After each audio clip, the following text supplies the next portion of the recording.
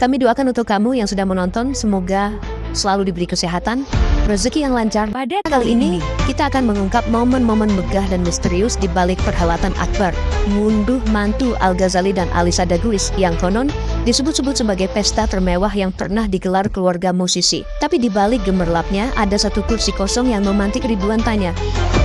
Sosok itu bukan siapa-siapa, tapi sekaligus adalah segalanya.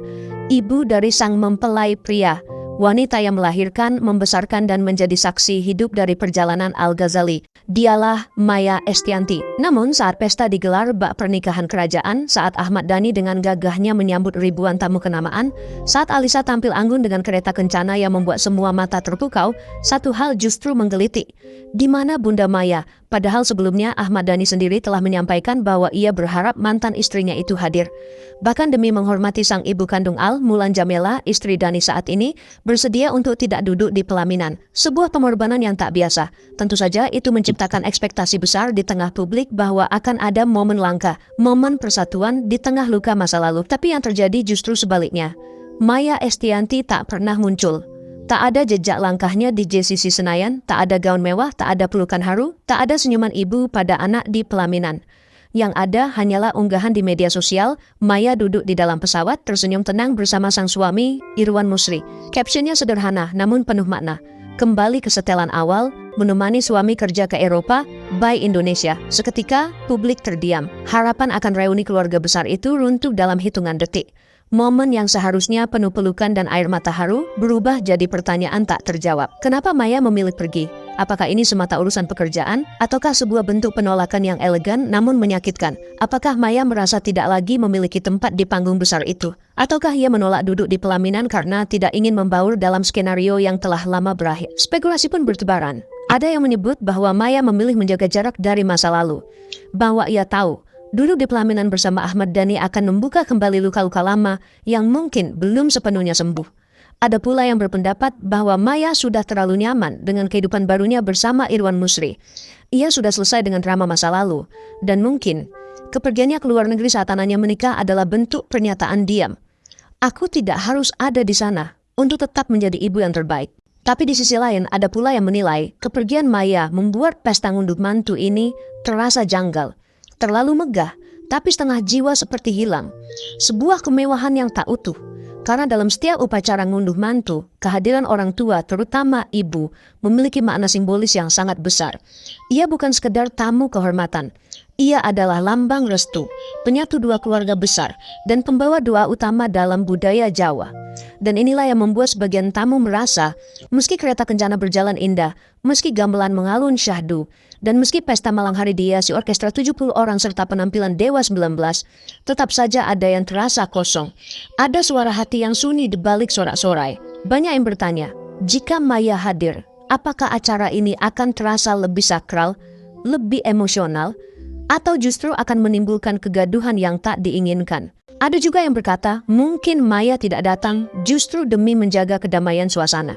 Karena dia tahu kehadirannya bisa menjadi sorotan utama, bahkan lebih dari sang pengantin itu sendiri. Pertanyaan-pertanyaan itu terus bergema hingga kini. Dan meski Maya belum pernah secara eksplisit memberi klarifikasi, sikapnya yang tenang, kalem, dan tetap tersenyum, seolah menjadi jawabannya sendiri. Sementara itu Ahmad Dhani tetap menunjukkan pesta megah itu dengan penuh kebanggaan. Ia menyambut tamu dari kalangan politik, pejabat, sahabat lama, hingga petinggi-petinggi yang namanya sudah lama menghiasi berita nasional. Ratusan karangan bunga berjajar di luar gedung. Dari luar, ini seperti pesta impian, pernikahan royal dalam versi Indonesia. Tapi siapa sangka, bahkan pesta sebesar itu pun tak bisa menyatukan dua masa lalu yang pernah saling mencinta.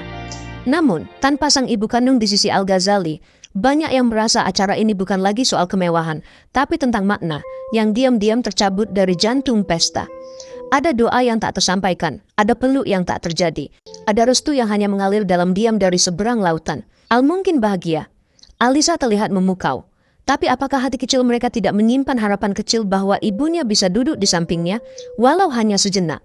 Apakah mereka tidak merasa kehilangan di tengah sorak-sorai ribuan tamu? Dan publikku terbagi, ada yang memuji Maya atas sikap elegannya, ada pula yang menyayangkan ketidakhadirannya. Namun, satu hal yang pasti, ketidakhadiran Maya menjadi topik utama bahkan mengalahkan gemerlap pesta itu sendiri. Netizen membanjiri media sosial dengan opini. Sebagian menulis, tanpa Maya, ini cuma pesta mahal tanpa ruh. Yang lain berkata, Maya terlalu anggun untuk sekedar jadi tamu kehormatan. Dan hal ini pun memantik perdebatan. Apakah anak yang menikah pantas kehilangan restu ibunya di hari paling sakral? Ataukah restu sejati itu tidak diukur dari kehadiran, tapi dari cinta yang tidak pernah mati meski jarak memisahkan? Dalam budaya Jawa, ngunduh mantu bukan sekedar pesta. Ini adalah bentuk penghormatan tertinggi pada mempelai wanita dan keluarganya. Ini adalah upacara simbolis tentang penerimaan, pengakuan, dan kebersamaan. Ketika Maya tidak hadir, makna itu sedikit tergelincir, bukan berarti rusak, tapi tidak lagi utuh seperti yang diharapkan. Bayangkan jika Maya hadir, pelaminan akan menjadi panggung rekonsiliasi. Al akan duduk di antara dua dunia.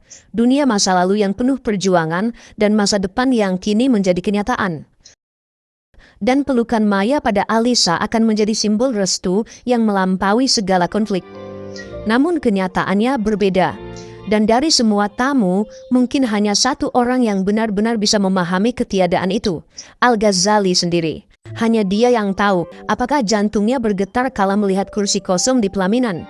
Apakah dia merindukan suara lembut sang bunda di tengah gemuruh musik orkestra. Dan inilah yang menjadikan kisah ini begitu menyentuh.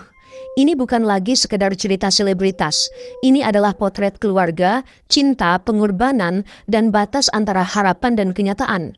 Itulah kenapa video ini bukan hanya soal pesta. Ini adalah potret emosi, luka, dan keputusan yang tak mudah. Maya mungkin pergi, tapi kepergiannya menyisakan bayangan di pelaminan. Sebuah siluet yang tak terlihat, namun semua orang menyadarinya. Sebuah kursi kosong yang berbicara lebih lantang dari tepuk tangan ribuan orang.